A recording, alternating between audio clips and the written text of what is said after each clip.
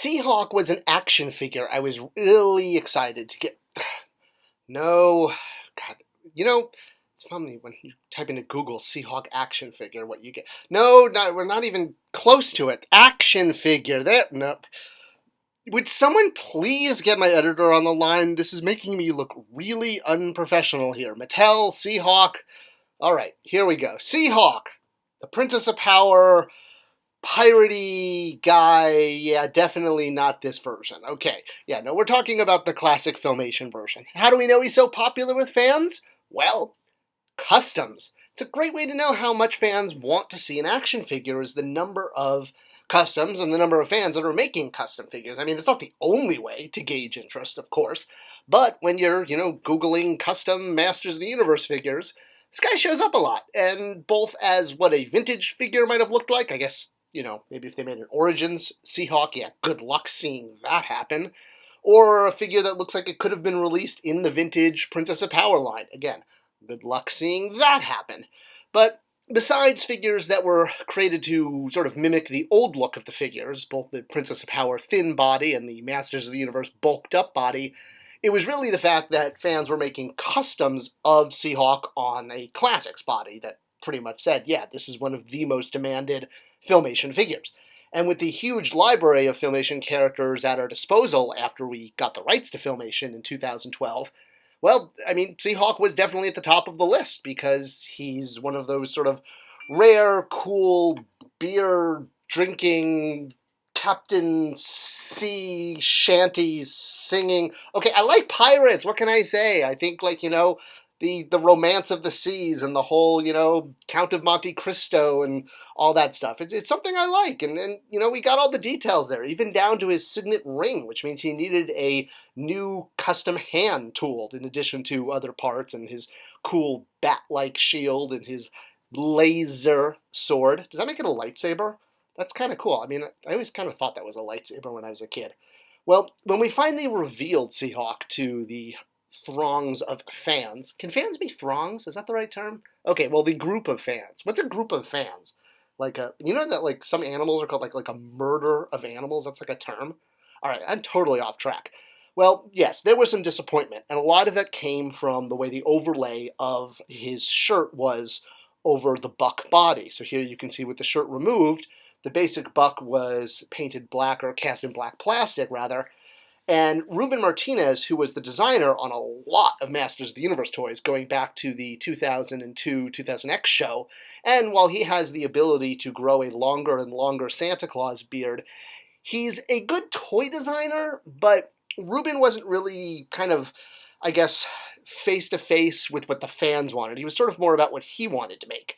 And he also, well, it's not just with Mattel, but well, actually, it's pretty much with all major companies. People want to work on product lines that are going to get a lot of spotlight. And to say Masters of the Universe Classics was not getting a lot of spotlight in the company is an understatement. I mean, this was like a tiny line within a tiny department. And when the overlay of his outer shirt was placed over the body, it did make him look more sort of buffed up. What a lot of the fans were calling Rubenized after Ruben Martinez, saying that the figure had been Rubenized, as in to Ruben a figure, as opposed to doing the figure like this custom, which uses the basic body and just has a top overlay of the shoulder pads, but maintains the actual normal chest, if you will.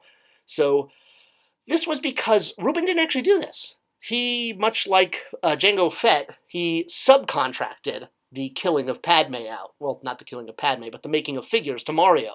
And I don't mean Super Mario. I mean, Mario was super, but Mario was a designer who reported to Ruben and was responsible for creating pretty much all of the figures that Ruben kind of gets credit for. That is brand new information! And I think part of the reason for this sort of overlay issue is that Mario was a very, very junior designer at the time, as opposed to Ruben, who had been recently promoted, which is why he now had Mario working for him.